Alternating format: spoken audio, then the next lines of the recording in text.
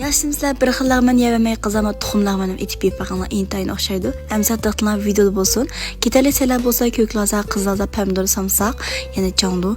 Qaynaq su qaynağandan keyin candunu silib 2 minut ətrafda bir qaynatıb süzüb avazaq buldum. Əmdə soğuq çayqab bunu to'g'rib olamiz. Buna qan candu şunda içtik pişidi, onun üstüne rəngimi şunda çiraylıq.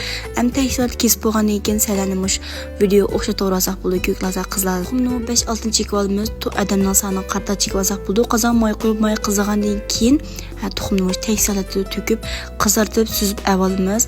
Qazan asaqlı mayını qoyub qoyumuz. Əmni bu samsaq sincalarını silib işki arlaşdırıp köklazdan mizlik bırak çıxıcı qoyub olamiz. Qoyub bolğandan keyin əmdə bununla candunu savalımız. Candunu mu bayam qaynaqsın qaynatıb bolğanlıq səbəb üçün müşübə içtik pişidi. İşki arlaşdırıp bolğandan keyin əmdə tetiqo savalımız. Menen şəkil tetiqo bolsa çoğ ustanımız somen tetiqosu. Bununla azraq sevəsək təm texim özgücə olub çıxdı. Lağmənan şeylərə yeməmiş şu somenden şeylərə sevəsək buldu. Pomidorunu silib işki arlaşdırıp bolğandan keyin tuz təmin etib əmdə biz bayam tayyor qılğan tuxumumuzu salımız.